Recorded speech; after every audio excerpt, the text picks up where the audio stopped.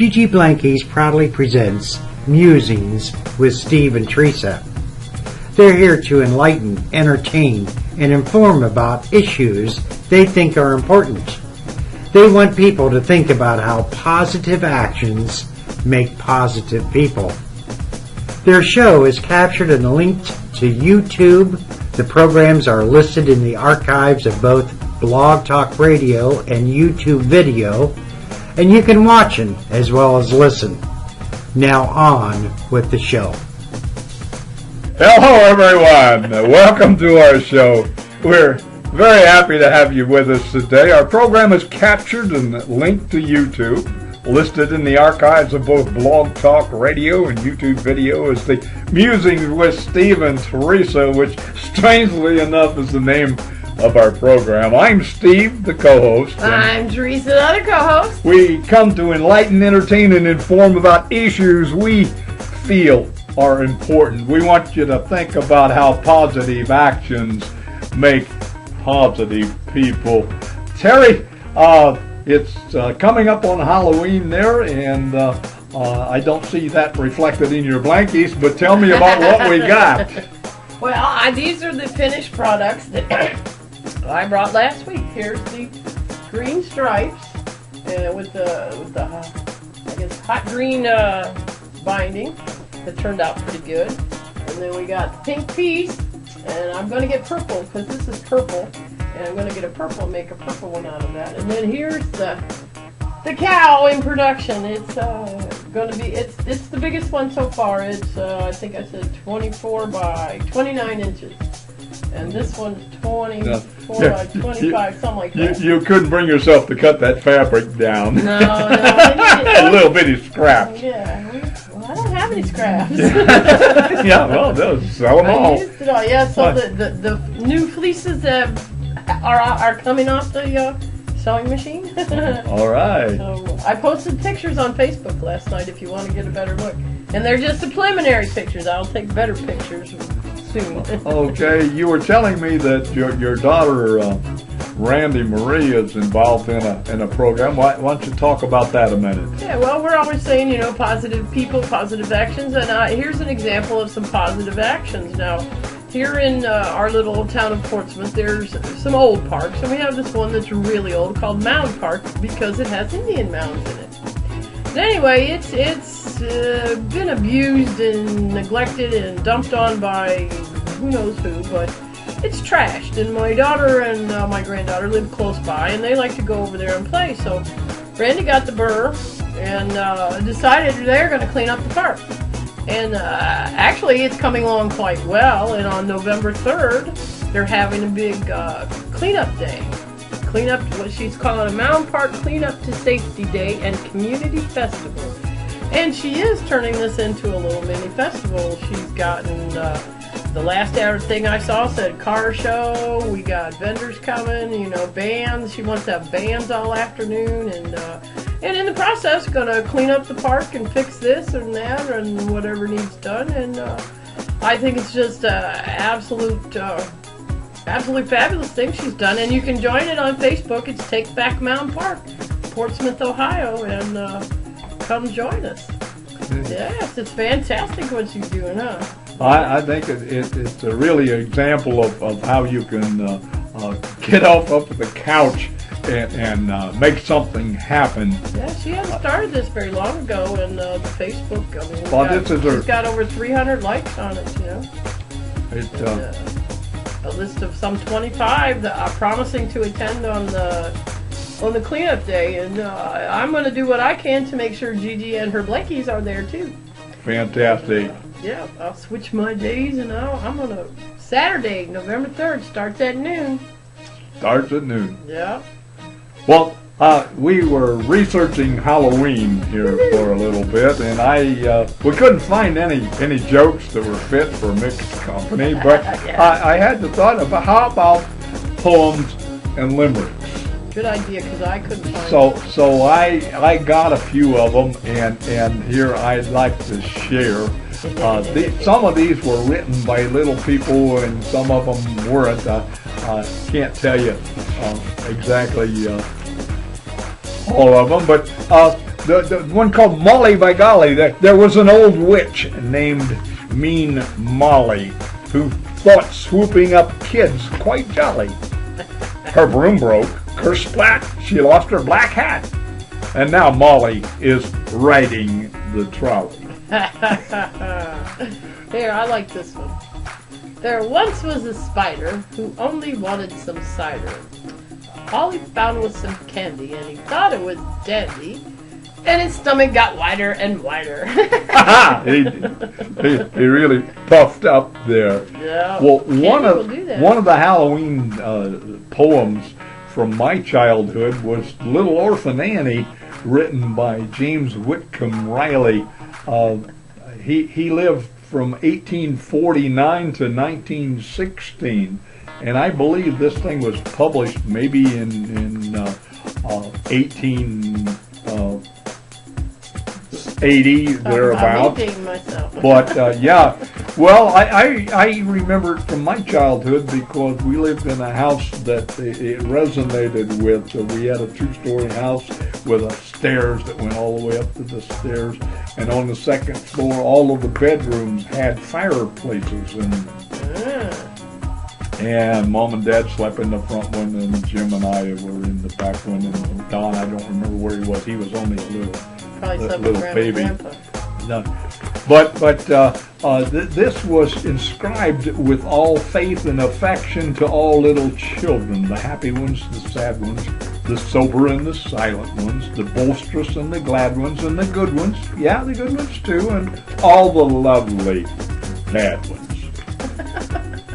Little Orphan Annie's come to our house to stay and wash the cups and saucers up and brush the crumbs away and shoo the chickens off the porch and dust the hearth and sweep and make the fire and bake the bread and earn her board and keep. And all us other children, when the supper things is done, we sits around the kitchen fire and has the mostest fun a-listening to the witch tales that Annie tells about, and they goblins will get you if you don't watch out. Oh no, goblins. Once there was a little boy who wouldn't say his prayers, and when he went to bed at night, way upstairs, his mammy heard him holler, and his daddy heard him bawl, and when they turned the givers down, he wasn't there at all. Oh no. And they seeked him in the rafter room and the cubby hole and press, and they seeked him up the chimney flue and everywhere, I guess. But all they ever found was just his pants and roundabout, and the goblins will get you if you don't watch out. And one time a little girl always laughed and grinned, making fun of everyone and all her blood and kin. And once when there was company and the old folks was there, she mocked them and she shocked them, and she said she didn't care. And this was, she kicked her heels and turned to run and hide. They was two big black things was standing by her side, and they snatched her through the ceiling for she knowed what she was about. And the goblins will get you if you don't watch out. And little Orphan Annie says when the blaze is blue and the lamp wick sputters and the wind goes woo, you can hear the crickets chirp. And the moon is gray, and the lightning bugs is all squinched away, and you better mind your parents and your teachers fond and dear, and cherish them that loves you, and dry the orphan's tear, and help the poor and needy, ones that cluster about, and here the goblins will get you if you don't watch out. Now, that came from the works of James Whitcomb Riley, was published in 1916. Yeah, and you would have heard this on the radio, right? We got to qualify that. No, On the actually, my somebody in the family. Now that we don't talk about things like that, but it used to be back before radio and television that you learned. For company, you learned to say a piece, right, or you played music, piano, or sang a song or something like this. So self-entertaining. Yes, and everyone had a piece, and I don't remember who played Little Orphan Annie, but I remember because I was the little boy that was upstairs in the bed, in the goblins will get you. Man, it scared the daylights out of me. I bet it did. Yeah. Well, speaking of other scaries, I was thinking about, we'll talk a little here about trick or treat, and custom of costumes is basically because people, all these goblins or these ghosts are wandering around, and you put on a costume so that they can't see you, and you can just cruise on past with the goblins, and they don't get you. They don't know who you are. Right. And the trick-or-treat thing is, like, a lot of the ancient cultures would put out food and candy for these ghosts and spirits. So, again, the kids just go, well, hey, let's go get some candy. Okay, the goodies. Yeah, but now it's become a big, big thing. And somebody's done a little research on why we need to keep this alive. Some other effects of a Halloween tradition that you wouldn't think. It says that Halloween is a time to reconfirm the social bonds of a neighborhood. And said especially if you don't see each other too much, you know, by a ritual act of trade. The children, everybody goes to great lengths to dress up and get candy, and it's strangers, you know. And it says their grown-ups can vicariously relive their thrills by looking at the little people, you know. And I think it's quite interesting, you know. And then there are also psychologists and sociologists agree that it also could be a time when, since most of them do celebrate death, it seems that us Westerners are a little more reluctant on the death side, but it is a good time to mention it to your children and talk a little bit about your own views, you know, and why, you know. I mean, kids think it's all fun, but there's deeper meanings to all this tradition.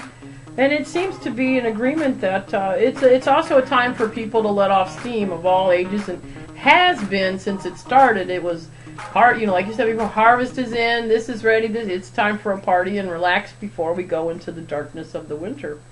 But we still need trick-or-treating and Halloween, even though it's morphed tremendously since I was a child. I mean, it used to be you were completely safe in going door to door, never had to look at anybody's candy, never had to... That's all right. You had an adult with you just weren't watching. No, but I mean later, like when, I think one of the last times my sister and I went trick-or-treating, she was like 12, which put me 14, right? We got home and we were going through the stuff, and I was checking her candy, but she picks up an apple, takes a big bite out of it, and somebody had opened a safety pin, and she bit it, you know, and that's been, wow, that was early 70s, you know, and since then, I mean, some places are trying to do away with trick-or-treat altogether because of this sad factor that some people want to harm people. But no, the kids need to get out there in the neighborhood and see all the strangers and enjoy all this stuff. And it needs to be after dark. Quit this before dark nonsense. Well, you don't want to be out after dark. Oh, yeah. That's the best time. No, they do daylight savings time, and they 6 o'clock, and it's already just getting dark. Yeah. Well, I got another limerick here. Halloween witch was frantic. She feared it was something genetic. They tested her sugar, found a great big booger. They ruled she's snot diabetic. Okay. There once was a skeleton named Fred. He had a very, very large head. On Halloween night, he gave them a fright, and now the kids can't go to bed. Old Winnie and Buddy Eeyore have Halloween goodies galore. The red eyeballs taste sweet, wrapped in raw spider meat, and they're sold at Gore and More store. Big jack-o'-lantern named Keith was ashamed of his big old orange teeth. He wrapped green round his head, had his teeth painted red, and now silly Keith is a wreath. Well, in summary today, we explored the new things of Halloween,